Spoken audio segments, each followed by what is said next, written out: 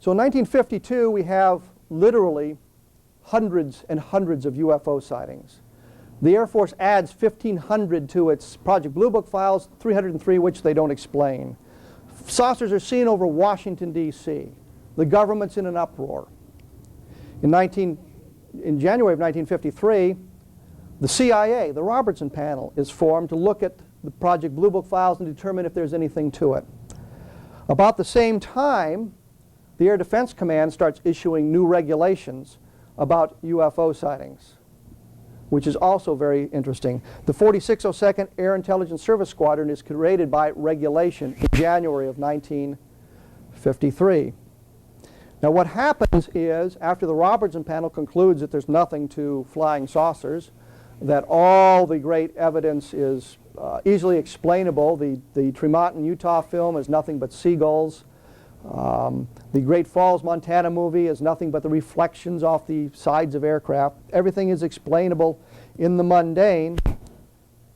But they also suggest that in time of national emergency, our enemy could flood the national reporting systems with UFO sightings so the communications would break down.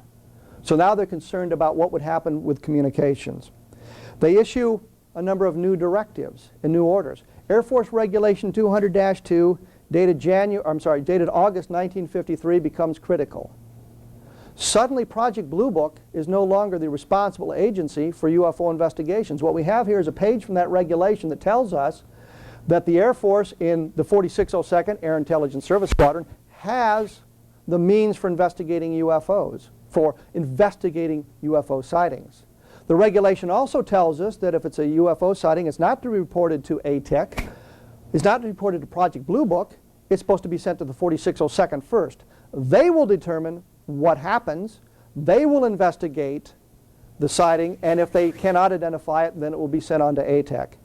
ATEC, by regulation, cannot talk about anything that's not explainable. If it's a UFO sighting that can be explained, then they can release a press statement. If it's unexplainable, they ignore it if they possibly can.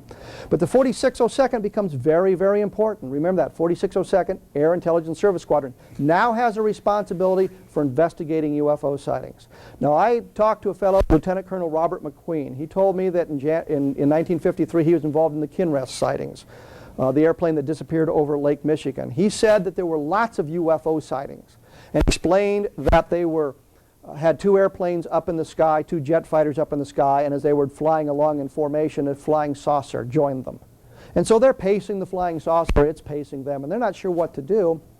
And McQueen tells me they decided they're going to turn into it, make a break into it and see what it'll do. So the lead pilot calls the break, they turn in the flying saucer, and it disappears. It's gone, it just vanishes. They debriefed the pilots, they filed their report according to regulations. And when I had an opportunity to look at the Project Blue Book files before they were sanitized by the Air Force, McQueen says, why don't you see if you can find that sighting? It's not there. It's an unidentified. It was reported in military channels. It didn't go to Project Blue Book. We can talk about J. Allen Hynek, who said repeatedly to his colleagues at the center, including Don Schmidt, repeatedly said to him that he knew the really hot cases were going somewhere else. And we've got Colonel William Coleman, who talks about his UFO sighting in the 1950s, and when he got to Project Blue Book, he looked for it, and it wasn't there. So what we've demonstrated through this testimony from reliable sources who filed official flying saucer reports, UFO reports, they didn't go to Project Blue Book. They went somewhere else. Where did they go? 4602nd. Regulations dictated it. We know, based on the research that's been done, there was an Air Force project named Moondust. As I mentioned earlier, Moondust was designed specifically, or Moondust had the mission of, let me say it that way, they had the mission of picking up returning space debris of foreign manufacture. Clearly it could be something returning from the Soviets, or later on some of the other communities firing rockets into the sky, or of unknown origin. Unknown origin means it could be Soviet, but we don't know it. Could be extraterrestrial. Now during this, what we were able to do is we filed 4 requests with the Department of State, and we got the document which is on your left. We've got some nice information there. The Air Force sent the same document out They blanked everything. What these documents do is connect moondust to UFOs. So we have a close-up of the first page of the airgram that talks about parts of Project Moondust, so that you can see that it is in fact related to Project Moondust. This is a part of a declassified document that that tells us that we use the designator Moondust. So it proves that moondust does exist, and that becomes critical later on. We have a document that explains that moondust is UFO related. It defines the term UFOs. Now, Robert Todd claims that UFO researchers have taken a statement out of the top of this document, a handwritten statement that said this was a draft proposal and was never put in operation.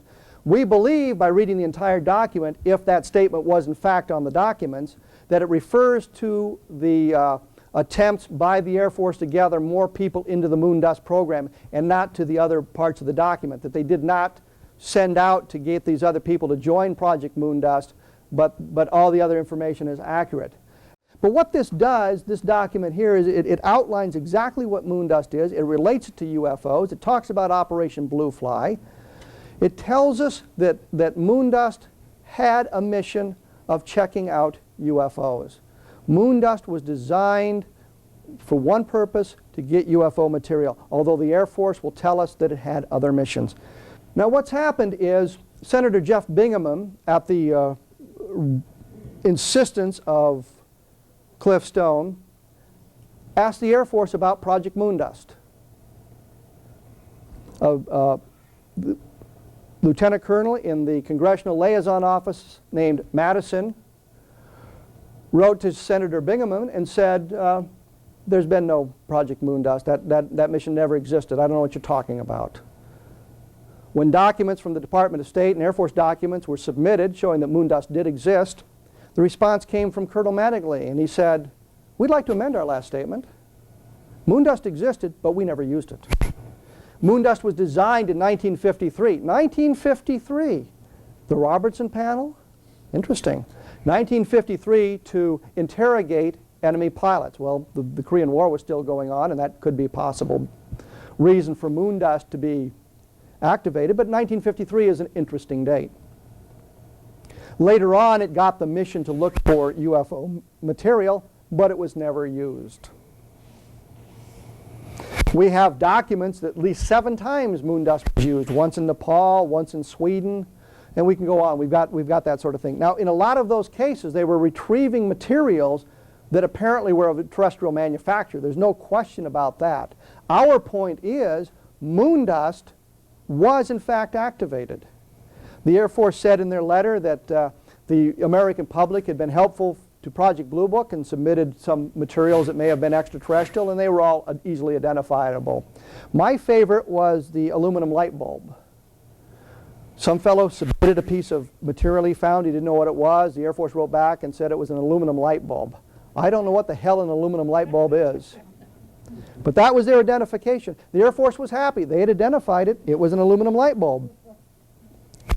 So what we've learned briefly is that the Air Force wanted to deny that moondust existed, but moondust did in fact exist.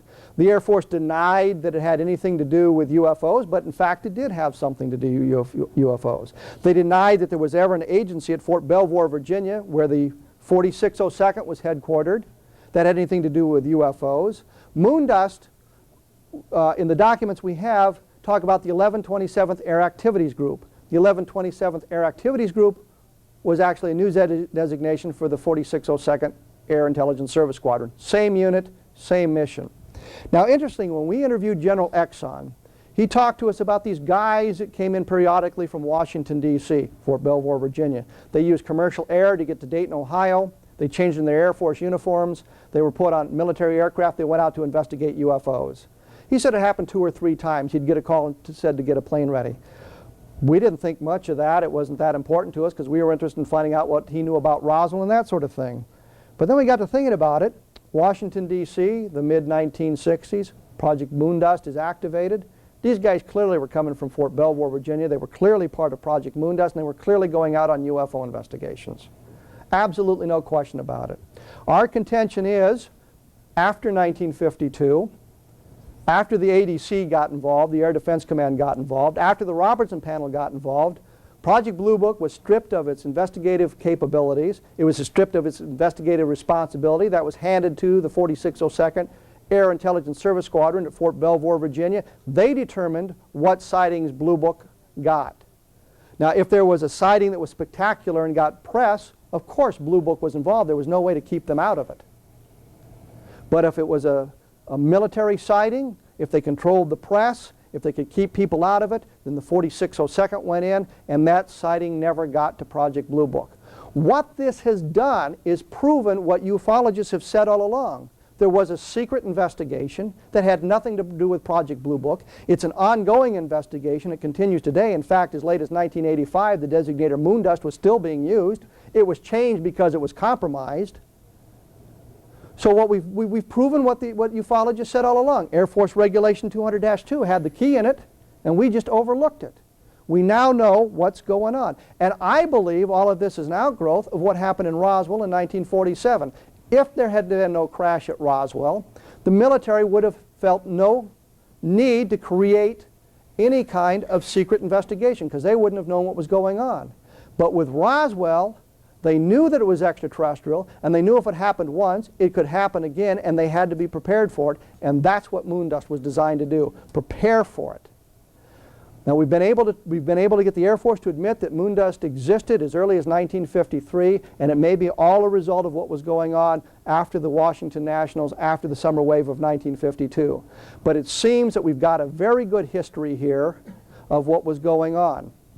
We can prove now, through the documentation, that what we have believed is authentic. All we have to do is look at what's out there. And I think, my personal opinion is, rather than spending our time chasing lights in the night sky or additional UFO sightings of daylight discs and things like that, our time would be better spent in the archives and in the libraries looking this documentation up, because you never know what's going to slip through.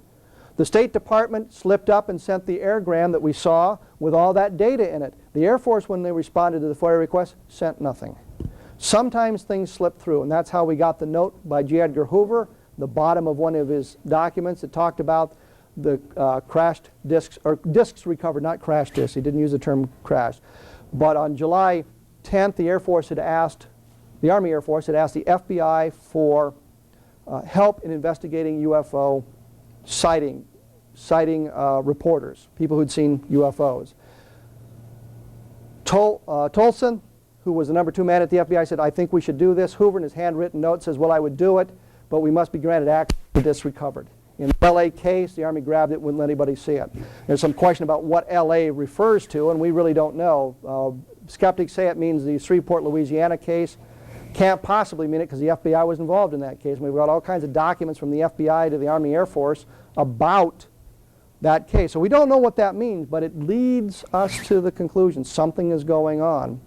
One other thing I want to address, and it doesn't really have relevance here, but in the Air Force document they said that there was no evidence that the military was upset by the flying saucers in 1947. Had one crashed and they knew, there would have been some kind of response.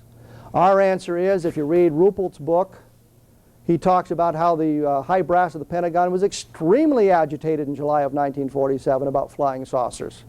Why would they be extremely agitated unless they knew something they haven't given us an opportunity to look at? So what we have is now a paper trail. We're beginning to build the paper trail. We're beginning to get the documentation. We're beginning to put that together. And so when they say that this evidence doesn't exist, that there's no paper trail, that's not true. But we've got a lot more work to do.